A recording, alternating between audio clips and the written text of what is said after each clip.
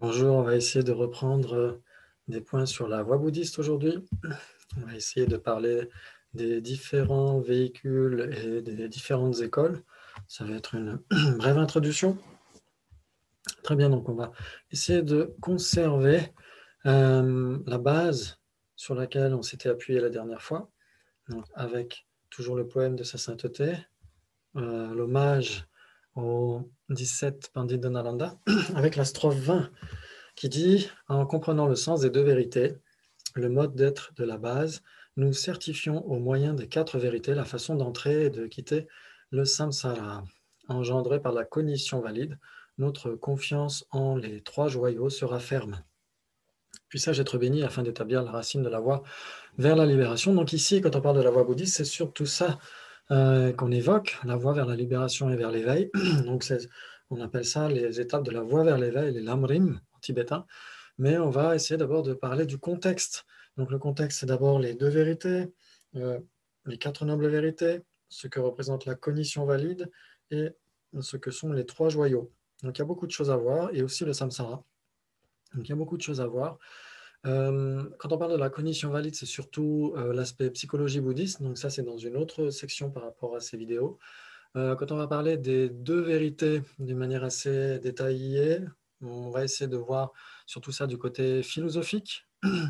Et par rapport à la voie bouddhiste, c'est ça qu'on va évoquer dans cette section, les quatre vérités, le samsara, le moyen de sortir du samsara, quelles sont les causes du samsara. Donc on va voir tout ça progressivement.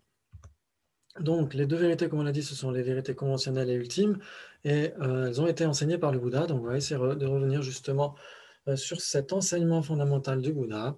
On avait vu la dernière fois que pour détruire une plante vénéneuse, on va dire un arbre ou un arbuste vénéneux, qu'est-ce qu'il faut? Il faut cette fameuse épée ou cette hache qui est la sagesse, la force du bras qui est la concentration et le bras qui est l'éthique. Donc, ce sont les trois entraînements supérieurs enseignés par le Bouddha qui sont répertoriés dans chacun respectivement dans l'une des trois corbeilles. Donc, on avait vu la dernière fois que les enseignements du Bouddha avaient été mis à l'écrit après le départ du Bouddha dans ces fameuses trois corbeilles, le Tripitaka, les trois corbeilles. Donc, on a dit il y a l'entraînement supérieur à l'éthique. Pourquoi est-ce qu'on parle d'entraînement supérieur? Parce que c'est associé à la prise de refuge. On retrouve aussi l'entraînement à l'éthique, à la concentration et à la sagesse dans des traditions non bouddhistes, mais là on parle des entraînements supérieurs parce qu'on y associe la prise de refuge et ou l'esprit d'éveil.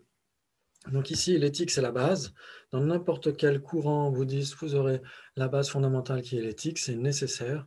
C'est lorsqu'on arrive à discipliner suffisamment notre esprit et notre parole qu'on peut ensuite commencer à discipliner plus facilement notre esprit, avec la concentration en particulier. Et donc là, on essaye de discipliner dans le sens où on met de côté nos afflictions, nos facteurs perturbateurs, ou nos émotions malsaines, en se focalisant en un point, mais pour éliminer totalement à la racine toutes ces afflictions, on a besoin de la sagesse. Donc c'est pour ça qu'on peut, grâce à ces trois entraînements supérieurs, se débarrasser de cette plante vénéneuse qui est la souffrance. Donc on va essayer de voir comment est-ce que ça correspond. Alors nous avions vu l'entraînement supérieur à l'éthique, on le retrouve dans le Vinaya, c'est ce qu'on appelle le code éthique. Donc il y a différents enseignements donnés par le Bouddha au fil des jours, au fil des mois, au fil des années. Il a donné des instructions pour qu'on puisse maintenir une discipline grâce aux vœux de libération individuelle, etc. Très bien. Ensuite, la concentration, on la retrouve surtout dans les sutras, ce qu'on appelle les discours. C'est une façon de traduire sutra, mais normalement, ça veut dire fil pour lier les afflictions, les émotions négatives. Et puis, la sagesse, on la retrouve en particulier dans l'Abhidharma, c'est la phénoménologie. En gros, on peut dire que ce sont les dictionnaires bouddhistes.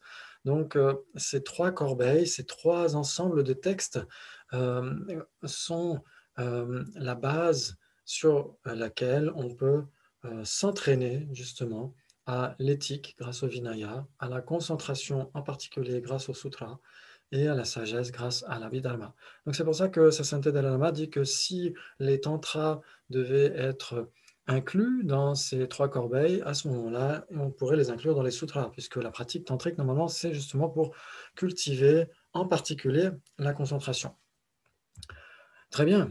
Donc, qu'est-ce qu'a fait le Bouddha? Il a enseigné, bien sûr, c'est son plus beau cadeau qu'il nous a offert. Donc, il a donné plusieurs cycles d'enseignement. Donc ça, bien sûr, c'est toujours du point de vue du Mahayana qu'on énonce ici. Ce ne sera pas nécessairement accepté partout, mais du point de vue du Mahayana, surtout dans la tradition de Nalanda, la tradition indo-tibétaine, on retrouve ces explications. Donc, vous avez les roues du Dharma. La roue du Dharma, c'est ce qu'on retrouve en particulier dans le premier tour de roue, quand le Bouddha avait enseigné le tout premier discours, le Dharma Chakra Pravartana Sutra, le sutra du tour de roue du Dharma. C'est là où il a commencé à enseigner. Donc, la roue, pourquoi on retrouve la roue? Parce qu'elle a 8 rayons, on retrouve le noble octuple sentier dedans. Donc, c'est évoqué dès le premier sutra, le premier discours du Bouddha. On retrouve justement cette voie vers la libération. On avait vu que les 4 nobles vérités, c'était les souffrances, les vraies souffrances, ensuite les vraies origines, puis les vraies cessations et les vraies voies. Donc, les vraies voies concernent en particulier la noble voie octuple. Donc, c'est la juste compréhension, juste pensée, juste parole, juste action, juste moyen d'existence, juste effort, juste attention et juste concentration. Grâce à ces justes membres du noble octuple sentier ou de la noble octuple voie, on peut progressivement se débarrasser de la souffrance et de ses causes. Donc, c'est pour ça qu'on retrouve la roue comme ça, la roue du Dharma. Très bien. Donc, le premier tour de roue, c'est le premier cycle de l'enseignement du Bouddha. Donc, ça a pris plusieurs années, bien sûr. Le Bouddha a enseigné pendant 45 ans. Et donc, le premier cycle, c'est tout un ensemble de discours sur les 4 nobles vérités. Donc ça, on les a déjà vus. Pourquoi est-ce qu'on les appelle les nobles vérités? On peut parfois les appeler les vérités pour les nobles. Qu'est-ce qu'on appelle un noble? C'est Arya en sanskrit. Arya, c'est une personne supérieure, une personne noble. En quoi est-ce que cette personne est noble? Elle a réalisé la réalité directement. Donc, ici, Satya veut dire vérité ou réalité. Et donc, pourquoi? Ce sont des vérités qui, normalement, sont réalisées directement par des aryas. Donc ça, c'est ce qu'on accepte du point de vue de la plupart des écoles philosophiques. Ce ne sera pas nécessairement accepté du point de vue prasangika, du point de vue d'une sous-école de la voie médiane. On verra ça progressivement. On verra qu'il faut réaliser un petit peu plus, quelque chose de plus subtil par rapport aux 4 nobles vérités pour être considéré comme un arya, quelqu'un qui a réalisé la réalité directement. Donc ça, c'est juste un aparté, on verra ça progressivement.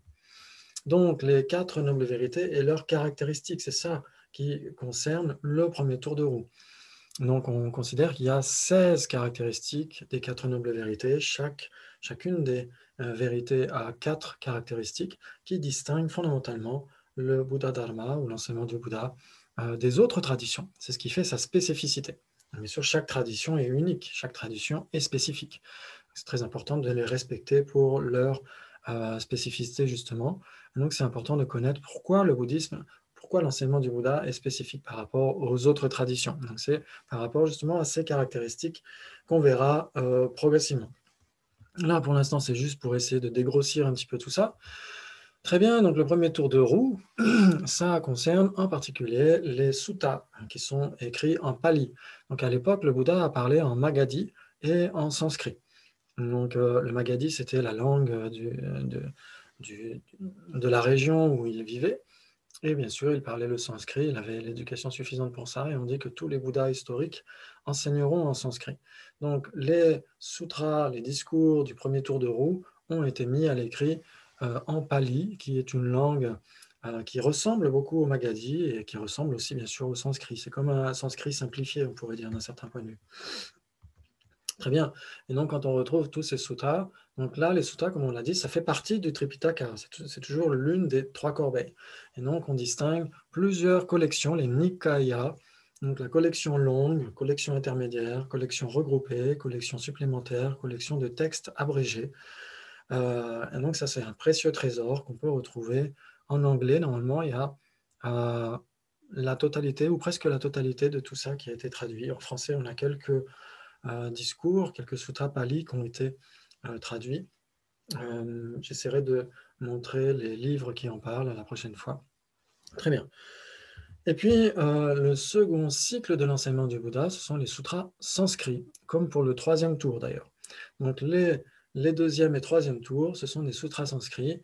Dans le deuxième tour, on retrouve les sutras de la perfection de sagesse, les Prajna Paramita Sutras, en particulier le Hridaya Sutra, le sutra du cœur, que vous connaissez certainement, qui est le plus célèbre. C'est l'un des sutras de la perfection de sagesse qui est assez abrégé, l'un de ceux qui sont abrégés. Et on retrouve les trois grandes mères, par exemple la perfection de sagesse en 100 000 versets, celle en 25 000 versets, celle en 8 000 versets, et puis des perfections de sagesse filles qui sont plus abrégées, dont le sutra du cœur, justement, le Hridaya Sutra. Donc on dit sutra du cœur, mais fondamentalement, Hridaya, ça veut surtout dire l'essence, le sutra quintessentiel de la perfection de sagesse. Très bien. Et donc, dans le troisième tour de roue, on retrouve, comme on l'a dit, des sutras sanscrits aussi, des discours sanscrits. Et donc, ça, c'est le cycle qu'on appelle le cycle de la parfaite discrimination.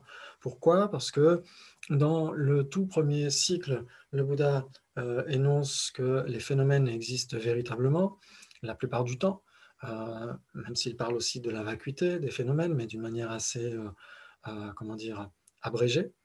Il parle surtout du non-soi personnel dans le premier tour. Ensuite, dans le second tour, il dit tous les phénomènes, quels qu'ils soient, sont dénués d'existence véritable. Et donc, certains de ses disciples lui ont demandé de clarifier les choses. Et donc, c'est dans le troisième tour, dans le troisième cycle, que le Bouddha a énoncé quels sont les phénomènes qui existent véritablement et lesquels n'existent pas véritablement. Très bien. Donc, c'est pourquoi on appelle ce cycle le cycle de la parfaite discrimination. Et donc, on retrouve en particulier le Samdhi Nirmochana Sutra, le sutra du dévoilement du sens profond, dans lequel le Bouddha parle des trois natures, etc. Donc, on verra ensuite comment c'est corrélé par rapport aux différentes vues philosophiques. Très bien. Donc ici, vous retrouvez les quatre nobles vérités, donc le premier cycle, ensuite le cycle des perfections de sagesse et le cycle sur la parfaite discrimination. Comment ça s'articule par rapport à ce qu'on retrouve de nos jours? Vous avez les quatre nobles vérités qui euh, sont la base du véhicule fondamental, le Pratimokshayana. Pourquoi est-ce qu'on l'appelle Pratimokshayana? C'est le véhicule de libération individuelle, Pratimoksha. Donc pendant de nombreuses années, on a parlé de Hinayana, mais c'est très péjoratif. Ça veut dire petit véhicule. Et donc, Sa Sainteté Dalai Lama, comme d'autres maîtres, préfèrent parler de tradition pali ou de véhicule fondamental. Et donc, on peut l'appeler aussi Pratimokshayana, le véhicule de libération individuelle. Donc, Yana, ça veut dire véhicule, et Pratimoksha, ça veut dire libération individuelle. Et actuellement, le représentant de ce Pratimokshayana, de ce véhicule de libération individuelle, c'est le courant du Theravada. On va retrouver en Sri Lanka, en Asie du Sud-Est, etc., différentes traditions du Theravada. Donc, en général, c'est ce qu'on retrouve de nos jours comme étant l'héritier de la tradition du véhicule fondamental, du véhicule de libération individuelle. Bien sûr, il peut y avoir des distinctions philosophiques, mais d'une manière générale, c'est le Theravada actuel qui représente en fait le Pratimokshayana initial. Ensuite, les perfections de sagesse et le cycle sur la parfaite discrimination, ça relève du Mahayana. Donc, quelle est la différence entre ces deux grands courants? Donc, le Mahayana, vous pouvez retrouver en Chine, au Vietnam, au Tibet, bien sûr, et puis en Inde à l'époque, bien sûr, parce que tout est venu de l'Inde, en fait. Tout le Bouddha a enseigné en Inde, donc toutes ces traditions proviennent initialement de l'Inde. Vous retrouvez aussi le Mahayana dans les traditions sino-japonaises, etc. Donc, qu'est-ce qui fait la différence entre le Pratimokshayana et le Mahayana? Le premier, c'est viser avant tout le nirvana individuel, la paix personnelle, la libération personnelle, la libération individuelle, la cessation totale de la souffrance avant tout pour soi-même. Donc, c'est ça qui fait la distinction fondamentale entre le Pratimokshayana et le Mahayana. Dans le premier, on vise avant tout notre propre libération, et dans le second, on vise avant tout l'éveil pour le bien de tous les êtres, l'état de Bouddha pleinement éveillé pour accomplir le bien de tous les êtres sans exception.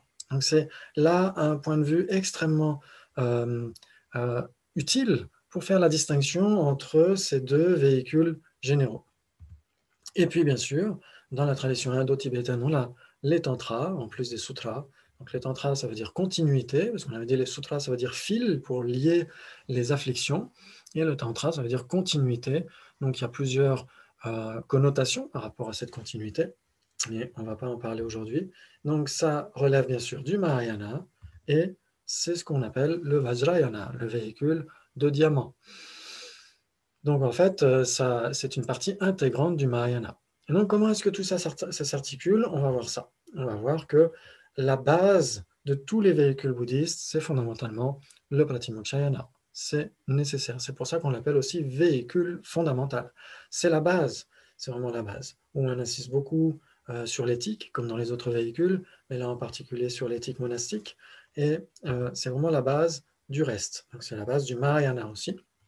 Donc, ça veut dire que si on est mahayaniste, si on souhaite obtenir l'éveil pour le bien de tous les êtres, on se dirige vers le Mahayana, on n'est pas entré dans une voie mahayaniste, mais on a une certaine accointance avec le Mahayana, et à ce moment-là, on va désirer obtenir l'éveil pour le bien de tous les êtres.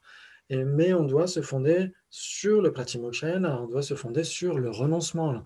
Le Pratimokshayana s'appuie fondamentalement sur le renoncement. On veut renoncer au samsara, on veut renoncer à la souffrance et à ses causes. Et donc, si on veut aider tous les êtres à se débarrasser de la souffrance, il faut d'abord constater la souffrance pour ce qu'elle est par rapport à nous-mêmes. Donc, il faut soi-même renoncer à la souffrance et à ses causes. Donc, c'est pourquoi un mahayaniste est censé pratiquer les enseignements qui sont transmis dans la tradition du Pratimokshayana. Il y a une seule chose qui ne sera pas pratiquée par un mahayaniste, c'est l'aspiration au nirvana individuel. Forcément, puisque les deux s'excluent. Soit on veut obtenir le nirvana individuel, soit on veut obtenir le nirvana d'un Bouddha pour le bien de tous les êtres. Donc les deux s'excluent mutuellement. Les deux sont contradictoires. Donc la seule chose qui ne sera pas pratiquée par un mahayaniste, c'est cette aspiration à la libération individuelle, au détriment de la libération d'autrui. Mais sinon, pour tout le reste, les instructions destinées aux individus qui souhaitent échapper aux renaissances inférieures, qui souhaitent échapper aux renaissances contaminées, quelles qu'elles soient dans le samsara, c'est nécessairement pratiqué par un mahayaniste. Très bien. Et ensuite, on a bien sûr le Vajrayana, puisqu'il s'appuie aussi sur le Pratimokshayana, sur l'éthique, ensuite sur la bodhicitta, l'esprit d'éveil, vouloir obtenir l'éveil pour le bien de tous les êtres, mais en plus, ce qui va faire la différence dans le Vajrayana, c'est le yoga de la déité. Et donc, c'est ce qui va permettre une accélération de la progression sur la voie vers l'éveil. Donc ça, c'est très important de considérer tout ça. Ensuite, on a des écoles philosophiques, parce que on a tout un héritage de l'enseignement du Bouddha, et cet héritage de l'enseignement du Bouddha, il y a eu bien sûr différents courants qui se sont formés en fonction de différents auditoires, en fonction de différentes capacités, en fonction de différents types de compréhension. Donc, le Pratimokshayana, le véhicule de libération individuelle, a transmis au fil de l'histoire une école importante qu'on appelle Vaibhashika, l'école des particularistes.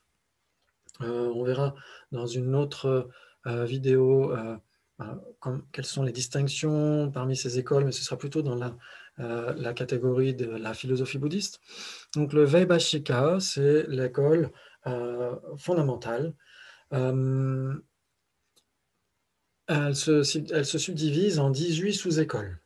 Donc en fait, il y a d'abord 4 écoles principales, et les 4 écoles principales se divisent encore, se subdivisent. Donc en tout, il y a plusieurs écoles. Il y a en général un répertoire de 18 sous-écoles, mais d'un texte à l'autre, le nom des écoles, le nom des courants, etc., peut varier, donc je ne vais pas en parler ici. Mais ce qu'on peut dire, c'est que l'un des courants du Vaibhashika, c'était le Staviravada à l'époque. Et Staviravada, c'est du sanskrit, et ensuite ça a donné en pali Theravada. Donc on peut voir que le Theravada actuel est l'héritier de l'une des grandes traditions du Pratimokshayana, donc la tradition philosophique du Vaibhashika. Bien sûr, on peut retrouver des distinctions. Là encore, si on étudie doxographies, les différents répertoires par rapport aux vues philosophiques. Et si on discute avec des Theravadins actuels, on peut trouver des différences, c'est possible.